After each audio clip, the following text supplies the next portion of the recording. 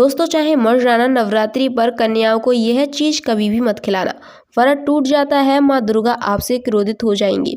दोस्तों, नवरात्रि कन्याओं को समर्पित है। कन्या पूजन करने से हमारे अगले पिछले पाप, राहु दोष, व्रत दोष, काल दोष, सर्प दोष, गरीबी का दोष, हमारे समस्त पीड़ा दूर हो जाती है, दुख दर्द दूर हो जाते हैं, हर कष्ट हमारे दूर हो जाते हैं। कन्या पूजन को गरीब से गरीब व्यक्ति को भी अवश्य करना चाहिए।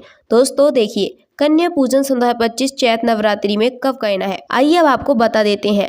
आपको बता दें, 4 अप्रैल दिन शनिवार को समाप्ति तिथि बनाई जाएगी। कई लोग समाप्ति तिथि में भी कन्या पूजन करते हैं और चैत नवरात्रि की अष्टमी 5 अप्रैल दिन शनिवार को बनाई जाएगी और जबकि रामनवमी या नवी 6 अप्रैल को है।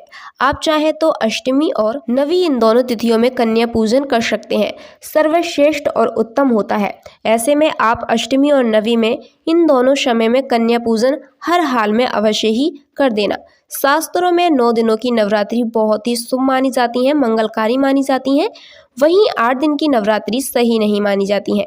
ऐसे में 10 दिन की नवरात्रि बहुत ही शुभ मानी जाएंगी। शास्त्रों के अनुसार नवरात्रि के दिनों में माता रानी की पूजा करने से, कन्या पूजन करने से माँ अभय का वरदान प्रदान कर देती हैं। कुंडली में जो कष्ट होते हैं उन्हें ठीक कर देती हैं। सच्चे हृदय वाले व्यक्ति को कभी भी माता अपने कष्ट नहीं देती हैं, उनके कष्ट का जल्दी निवारण कर देती हैं। नवरात्रि में माता रानी का व्रत और पूजा की जाती है, लेकिन नवरात्रि के दौरान सबसे ज्यादा महत्वपूर्ण है कन्या पूजन।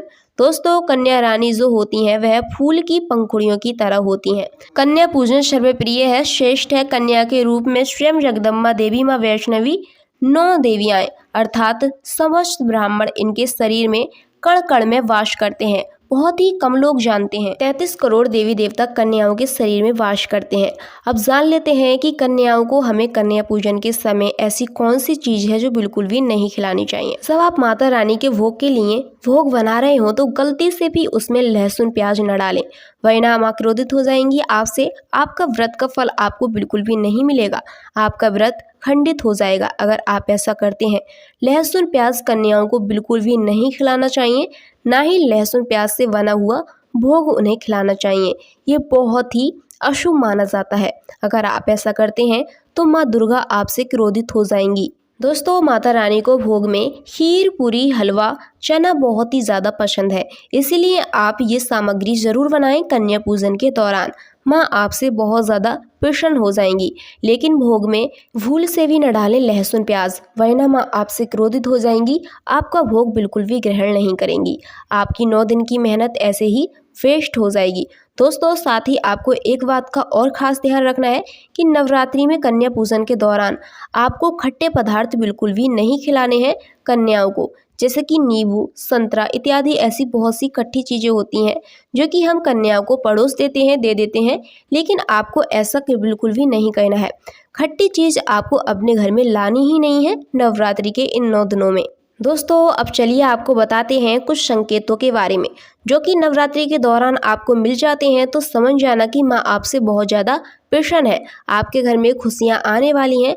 दोस्तों, सपने में उल्लू का दिखाई देना, सपने में उल्लू का दिखाई देना बेहद ही शुभ माना जाता है। ऐसा कहा जाता है कि माता लक्ष्मी आपके घर में उल्लू पे सवार होकर आने वाली हैं।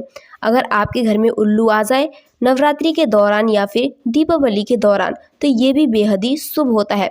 साथ ही दोस्तों, अगर नवरात्रि के दौरान आपके गेट पर बार बार गौ माता आए तो ये भी बहुत ज़्यादा शुभ होता है। गौ माता को नवरात्रि के दौरान आपको पुड़ियाँ ज़रूर खिलानी चाहिए और उनका आशीर्वाद भी लेना चाहिए। गौ माता में 33 करोड़ देवी देवता वास करते हैं, इसी वजह से नवरात्रि के दौरान आपको गौ माता का भी आशीर्वाद जरूर लेना चाहिए। साथ ही दोस्तों, अगर आपको सपने में माता रानी की सवारी शेर दिखाई दे तो ये तो बेहद ही शुभ होता है। माता रानी की सवारी शेर होती है, माता रानी स्वयं इस पर बैठती हैं, इस पर वास करती हैं।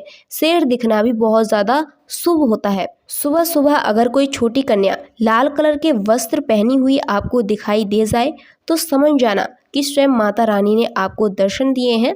कन्याओं को माँ का ही स्वरूप माना जाता है। कन्या बेहद ही खास और शुभ होती हैं, इसी वजह से सुबह सुबह कन्याओं का दिखना भी बहुत ही ज़्यादा शुभ और मंगलकारी कहा जाता है। दोस्तों, ये रहे कुछ संकेत जो कि नवरात्रि के दौरान आपको मिल जाए तो समझ लेना कि आप बहुत ही ज़्यादा भाग्यशाली हैं। माता आपके घर में आ चुकी हैं, वास कर चुकी हैं। दोस्तों, अगर आपको हमारी जानकारी पसंद आई हो तो वीडियो को लाइक और चैनल को सब्सक्राइब ज़रूर करें। साथ ही कमेंट बॉक्स में जय माता दी जरूर लिखें।